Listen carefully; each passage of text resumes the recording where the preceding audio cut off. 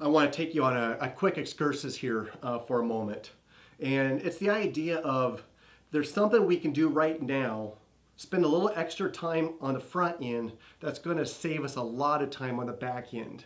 And what I mean by that is in trigonometry, there's, out of all the angles in a circle, I mean, there's 360 degrees, and that's just the markings. There's all the in-between angles and so forth. There's an unlimited number of angles.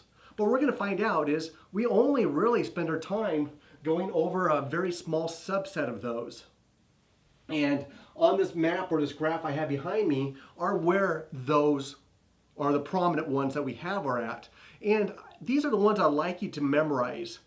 See if you can do that. See if you can develop some type of a system to help you understand what these are. So once you see 30 degrees or 45 degrees or 60 degrees, you know right where that's at. And you also know what its radian counterpart is as well. And so on this map or on this graph I have right here, and then if we start off at 0 as our initial side, I know that I'm going to see 30 degrees a lot. I'm going to see 45 degrees a lot. I'm going to see 60 degrees a lot. I'm going to see 90 degrees a lot. And then I see that 30 degrees, and we've already maybe done some practice that we know if we convert that from degrees to radians, that's pi sixths. 45 degrees is pi fourths. And 60 degrees is pi thirds. Now I hope, my goal is, those I don't want you to have to calculate every single time. I actually want you to memorize those and know those. And maybe that's what you're doing through the practice that you have. As you continue around the circle, you'll notice that I'll have angle marks over on this side as well.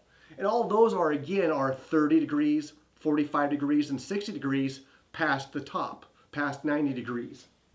And if I go over here to pi, 30 degrees past pi, 45 degrees past pi, 60 degrees past pi, and so forth. Well, I guess I'm confusing pi's and radians at the same time.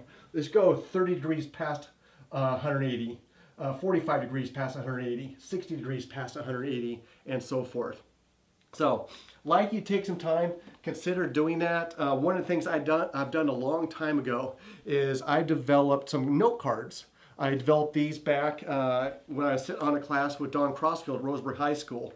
I imagine Joe Richards does this right now, and I imagine many of your high school teachers maybe have encouraged you to do this as well, was to develop some note cards where on one side it would have the radian degree, and maybe on the other side it would have it'd have radians on one side and degrees on the other side, and then I put pictures on it as well so I know where that terminal angle would lie and which quadrant it would be in too.